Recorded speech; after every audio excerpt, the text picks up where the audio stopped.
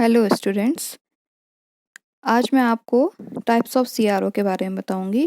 Last video में हमने CRT के बारे में देखा था। तो ये हैं types of CRO: dual trace CRO, dual beam CRO, storage CRO, sampling CRO and digital read out CRO. तो आपको यहाँ पे बेसिकली पढ़ने हैं ड्यूअल ट्रेस, ड्यूअल बीम और स्टोरेज सीआरओ के बारे में। तो ड्यूअल ट्रेस सीआरओ क्या है? Dual trace CRO displays simultaneously two signals in two separate traces. Dual trace CRO दो अलग अलग सिग्नल्स को अलग अलग ट्रेस में जो है डिस्प्ले कराता है। यहाँ पे देखिए, इसका ये ब्लॉक डायग्राम है। दो चैनल हैं Y1 एंड Y2, दो प्री एम्पलीफायर हैं दोनों चैनल्स के अलग अलग, और ये दोनों चैनल एक स्विच से कनेक्टेड हैं। तो स्विच क्या करेगा?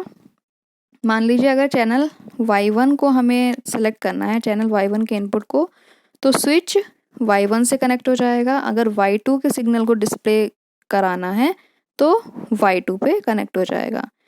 उसके बाद ये वर्टिकल एम्पलीफायर से कनेक्ट हो जाएंगे।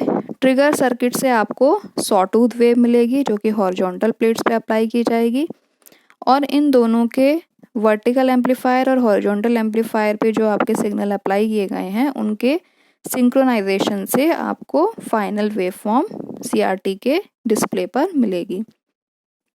तो यहाँ पे देखिए, two separate traces are generated by time sharing of electron beam from a single electron gun and deflection system.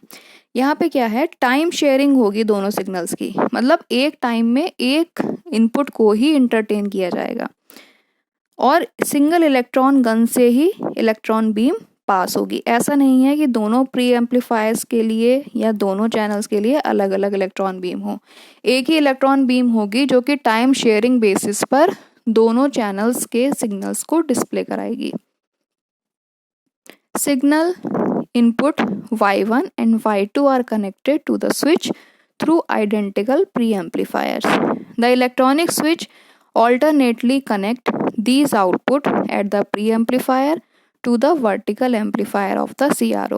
This CRO is not very much costly and therefore it is widely used in laboratories. आपके lab में जो CRO use होता है वो dual trace type का होता है। Dual beam CRO क्या है? ड्यूअल बीम सीआरओ और ड्यूअल ट्रेस सीआरओ में ये डिफरेंस है। ड्यूअल बीम, जैसा कि इसका नाम है ड्यूअल बीम, इसमें दो इलेक्ट्रॉन बीम्स का यूज करते हैं। तो इलेक्ट्रॉन बीम को हम क्या करते हैं? स्प्लिट करते हैं दो पार्ट में। तो यहाँ पे देखिए, in this CRO the electron beam from electron gun is splitted into two separate beams to produce two separate traces. These two beams are deflected by two pairs of separate vertical deflection plates but same of horizontal deflection plate. यहाँ पे electron beam को एक तो split किया है, दूसरा दोनों जो चैनल्स हैं, यहाँ पे डायग्राम में आप देखिए, दोनों चैनल्स के लिए दो अलग वर्टिकल एम्पलीफायर हैं, लेकिन जो ट्रिगर सर्किट है, जो स्वीप जनरेटर है, वो केवल एक ही है। तो ड्यूअल बीम में क्या है? दो इलेक्ट्रॉन बीम का यूज करते हैं दो चैनल्स के लिए। With this scope it is possible to observe two signal waveform simultaneously. इस तरीके से इससे दो वेव फॉर्म को आप देख सकते हैं।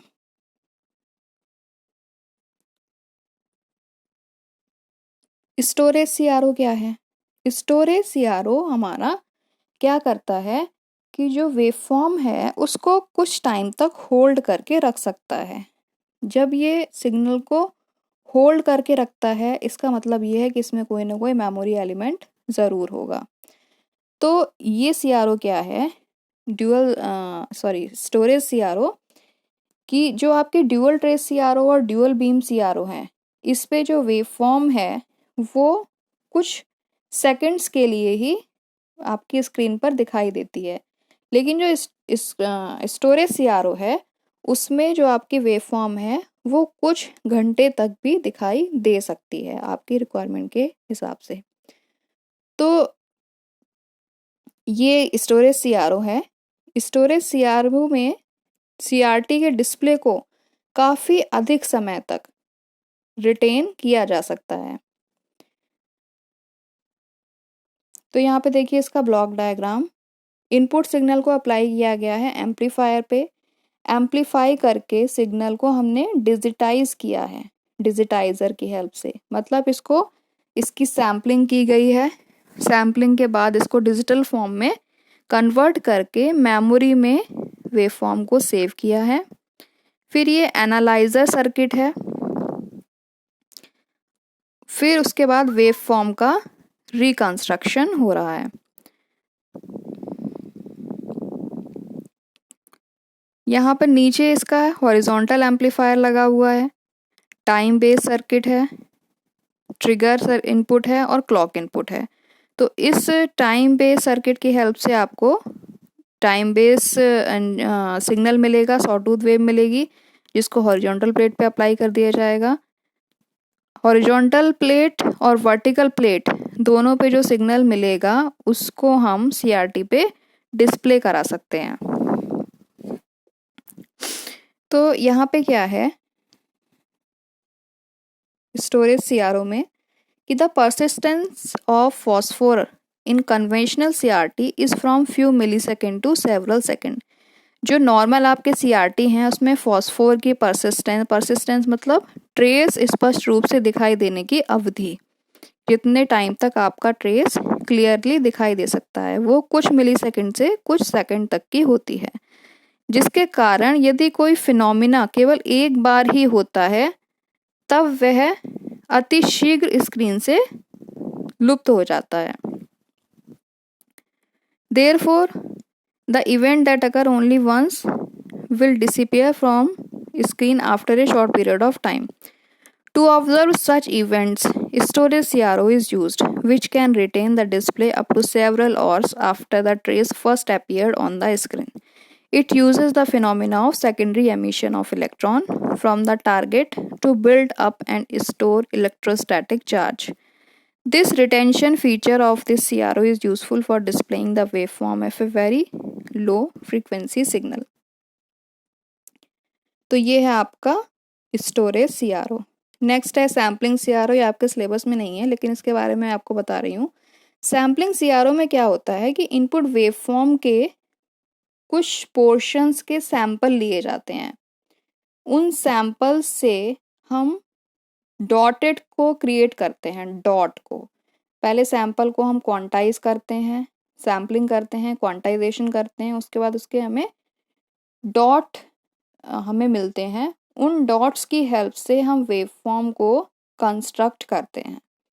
तो इसीलिए इसका नाम सैम्पलिंग CRO है, क्योंकि इसमें इनपुट वेवफॉर्म की सैम्पलिंग की जाती है। तो यहाँ पे देखिए, when the frequency of the signal is high, the speed of the spot for tracing the waveform display is high. As a result, the intensity of image on the CRT screen reduces. अगर किसी signal की frequency बहुत high है तो high frequency signal की speed के कारण जो वेवफॉर्म ट्रेस होती है वो उसकी इंटेंसिटी बहुत कम हो जाती है।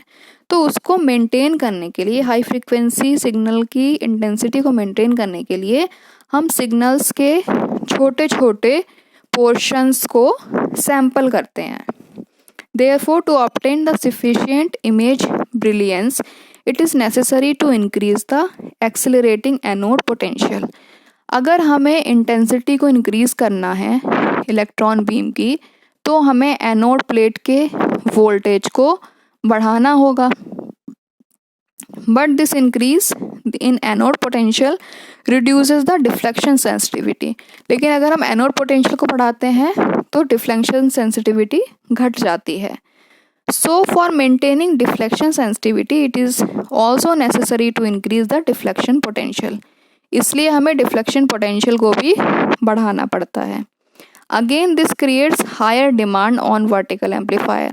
अगर हम डिफ्लेक्शन प्लेट्स पर वोल्टेज बढ़ाते हैं तो वर्टिकल एम्पलीफायर पे एडवर्स इफेक्ट पड़ता है।